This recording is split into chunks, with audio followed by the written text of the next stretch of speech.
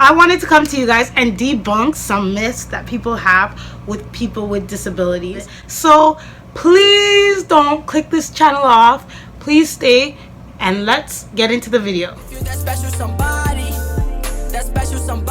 hey. If you that special somebody, you ain't gotta worry about me saying names. I won't tell nobody.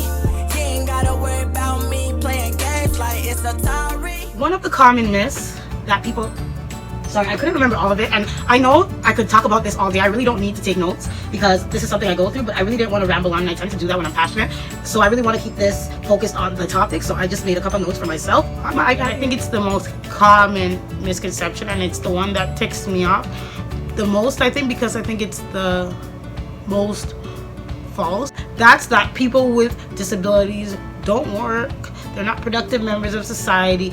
We accept SSI for my American friends, ODSP for Canadians, Social Security, whatever you want to call it. But people often think that people with disabilities don't work, like we're just adults that just are stay forever kids and our parents have to take care of us. And as lovely as I wish I could have someone to do that and maybe pay some of these bills, it's so far from the truth. People with disabilities work. We have jobs. And I'm not gonna lie, like, as a person with a disability growing up, I'm the only person in my family with a disability. I don't know a lot of people with disabilities, especially growing up. And it was when I was doing my community work, I started to see working class, successful and thriving people with disabilities even more severe than mine. There was actually a lady that was helping me with my community work. She's blind and she's a mother of 3. I won't say her name for privacy reasons, but she was just my complete inspiration because she worked there for years. Very successful woman, and she has able-bodied kids and she does it and on her own, and she makes it look effortless, but I need to take some tips from her. But I was just amazed, not because I didn't think somebody could do it, but I just was so used to that narrative of society and seeing these grown-ass disabled people live with their parents forever. And that's okay if that's what's needed. And I don't even want to say that, because even the most severe disabilities come with some independence. There's assisted living facilities and places so you can feel independent without relying on family. I know everybody wants that rites of passage, or most people at least want that rite of passage to experience life independently without family or without having someone to be there 24/7. And independent living services, and I know there's some in the US and Canada, and I'm guilty of that. And not everybody is on assistance, and if you need it, great, because I know on the other side of the coin, it's hard. People are not lining up to employ people with disabilities. People are not, banging on doors looking for us, trying to employ us. If the government don't give them an incentive, or we don't have our degrees or the right credentials, that makes it hard for an able-bodied person without the proper credentials to get the most basic job. So for people with a disability without the proper education, and even sometimes we face that even more, where we just don't get hired, or we get hired at a slower rate. It's not impossible, but it's more likely than not that we don't get employed. And they don't want to hire disabled people, let's be real, because they want people to work fast, they want efficiency. And I don't know, for some reason we still have, even though we see all these amazing things that disabled people do, famous disabled people, and we see disabled people breaking barriers throughout the media, we still don't hire them. It's crazy to me, but hopefully we can break that barrier soon. But I won't chastise somebody for not having a job, and I know it's hard. I got my first job at a call center. That was hard. I had to fight tooth and nail, and that just let me know that discrimination is real. Of course, never got to even work a day because I found out I was pregnant shortly after. But I was excited just to know that I got the position. And it was hard, but it's possible. There are able-bodied people that are on welfare and OW and things like that, and people don't chastise them or ridicule them, but yet people always want to be up in my business and assume that everything I got is from the government. And it's just crazy to me, because if you're not asking able-bodied people these questions, don't come to me, because it's just plain rude and nosy. If you do have a job and you're disabled, hats off to you. That's why I encourage people with a disability to get their educations, to build their resume, to experience things and build their work experience and their qualifications, so that it makes it harder for the employer to deny you work because of your disability or your limitations, because what you bring to the table in terms of your qualifications and your experience overrides any possible limitation that you might have. Number 2, and I think I touched on it a bit before, I get rude strangers come up to me and ask me if I live alone because they see me with my daughter. It's gotten worse since I live with my daughter, but whenever I'm out with my friends, who do you live with? That's the first question, because they just assume that I am living at home with my parents. Granted, there's nothing wrong with living with your parents if that's what works for you and you like it, but I encourage everybody with a disability to break those barriers and experience life living on your own. Even if you decide that it's not for you, just that experience and knowing that you can is great and freeing in itself. But yeah, people just assume the weirdest shit. Like, first of all, do you live at home with your parents? Every time somebody asks me like one of those inappropriate questions, I ask them back the same question. Like, I answer their question with a question, because if you feel like you can ask me something that inappropriate, I can ask you the same thing. And like, who are you? Blows my mind. And why do people expect that? Like, like, that's just the natural course of life. We leave the nest at some point, and we got some able-bodied 35-year-olds. I've dated some people, man, they really need to leave the nest, but they just don't, and nobody ever questions them. Because I've been on my own since I was like about 17, 18. I've lived on my own because I've always wanted to have that independence. But don't shame me if I don't, because a lot of you able-bodied people don't have your shit together, and that has nothing to do with being able-bodied or being disabled. I think that's just a part of human nature. Okay, so leave it be. And I go through the same struggle as everybody else. I pay rent and it's hard, and I struggle like anybody else, and I have my ups and downs with my finances like anybody else. Let me just say this. I don't know how like Americans do their whole government system, and I know you guys have Medicaid and some form of assistance or whatever, but our whole point of our democracy system in Canada is that we set it up so that either way everybody will be taking care of each other at some point. So like right now, you might be young, you may be on assistance, may need help getting on your feet, but so those older taxpayers or those baby boomers are paying for those millennials living expenses through taxes. But the way how our patriotic system works is that those same people that were taking care of us will soon, well, not soon, but eventually be in nursing homes, will be older, and they'll need help too. And it will be the young millennials that will need to take care of them when they get old, and vice versa. So I just think in this system, like, we all take care of each other at some point. Like, we just return the favor. And that's how as Canadians, that's how we work. Our healthcare, we all, it's not always perfect, but generally with our OHIP and our assistance and our government financial aids and all that, we generally take care of each other. And so I don't think anybody has a right to judge anybody about their finances or how and why they choose to live, because It's just not right, and it's nobody's business but your own. So a tip for my disabled people out there: shut it down. Three, yeah.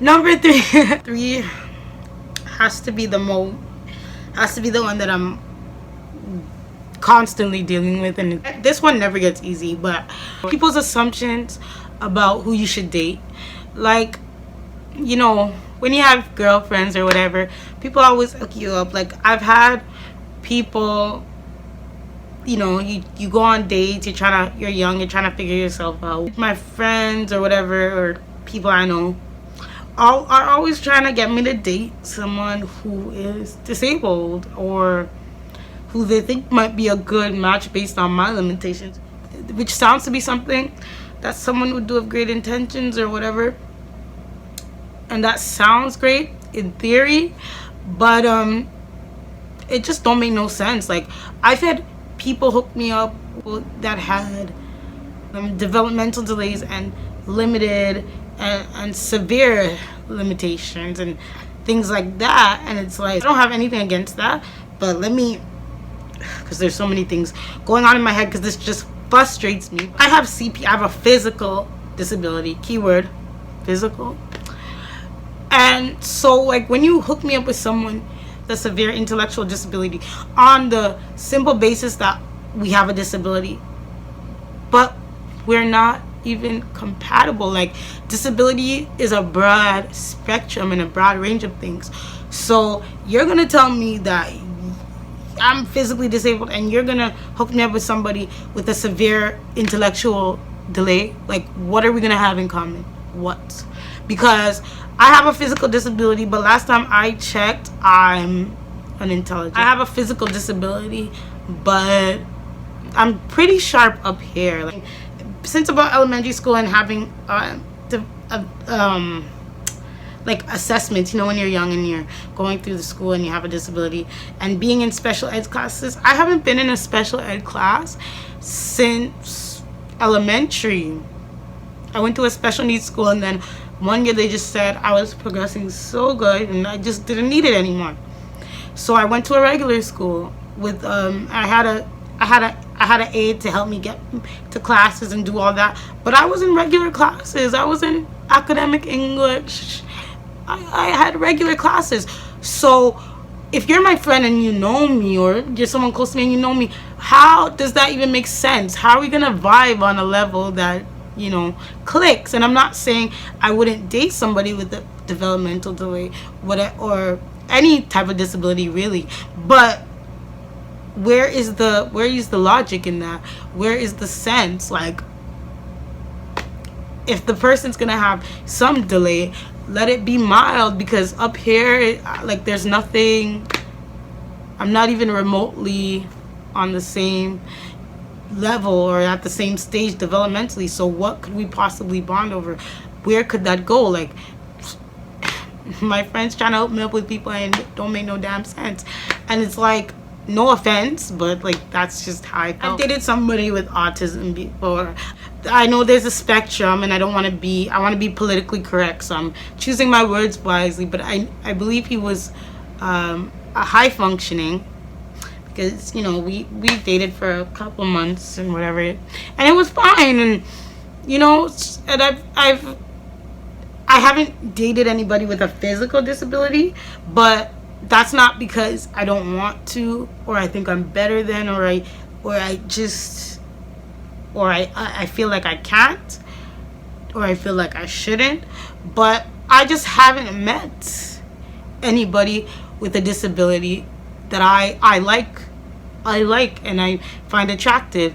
And I know there are attractive disabled people out there, believe me, like, in the community, I've seen it on social media, but they just don't hit me up. So, like, what am I gonna do? Like, I get approached by able-bodied people. Like, I'm not, because I'm disabled, I'm not only recluse to dating somebody with a disability. Yes, sometimes I wish I did date somebody with a disability, because then they'd understand a lot of the struggles I go through. I wouldn't have to explain myself as much, but that just hasn't happened yet. Like, it hasn't, and I haven't come across anybody with a physical disability. I'm open to it. I just, the opportunity hasn't come about. As long as the person has a good heart and treats me good. And this one, number 4, I know, even if you're not a disabled woman, I know black women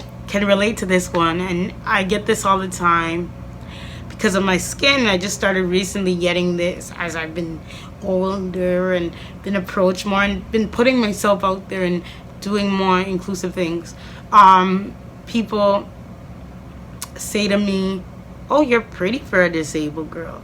Like, it's weird because before they see me stand up, like, they're all for it, and the minute I stand up, it's like, oh, like, damn. And it's like they still might want to talk to me, but that initial shock of their thought is, I didn't know someone could be disabled and still be attractive. Like, people have this image in their head of these severely disfigured people and jewel down the side of your face, like, you don't wear makeup, you don't look fly like me, like, we're not beauties. And that's just not the case. And I just, that is the case for some people, and in those instances it's really sad. And not saying that there's no beauty in them, but there are people that their disability severely impacts their appearance. But that's not it. That's not it for everybody. And that certainly wasn't it for me. Like, I felt insecure because of my disability, but I always knew that I was pretty despite it, because features are features. And like, I love my lips, I love my eyes, and I'm a beautiful black woman, and I know that. So it's kind of like a backhanded compliment. It's disheartening, and sometimes I do wonder, like, damn, like, if I wasn't disabled, I would have had people at my feet. Ooh, child, it's their loss. Like, if you didn't see me stand up, like, I would have still been the same person you're talking to, same beautiful features, just walk a little bit like a penguin. You might have to carry me every once in a while because these feet get tired. So I guess my boyfriend gotta have some strong arms. But and I'll go out and I'll talk to a guy and we'll be vibing, and like, some guys will be really cool about it, but then it never really progresses because that stigma. Not everybody can handle the stares or that. I wish not everybody would be so self-conscious or whatever and be accepting, but not everybody can handle that. And I totally respect that, and that's cool, but just don't say that you're pretty for a disabled woman. Like, it's not a real compliment. And you came over to me when you saw me sitting because you saw an attractive woman. Like, before I stood up, it was all fine. So keep that same energy. If it's not for you, it's not for you. Keep it moving. This one, number 5, is the assumption that people with disabilities, especially the ones who use aids, we just can't walk. Like, people will see me with my walker and be like, oh, she can't walk. Or people assume that because I'm in my wheelchair, they'll be like, oh, let me help you. Like, I'll be getting out my wheelchair, maybe I want to walk around in a store for a bit. I'm getting out of my wheelchair because I have the ability to walk.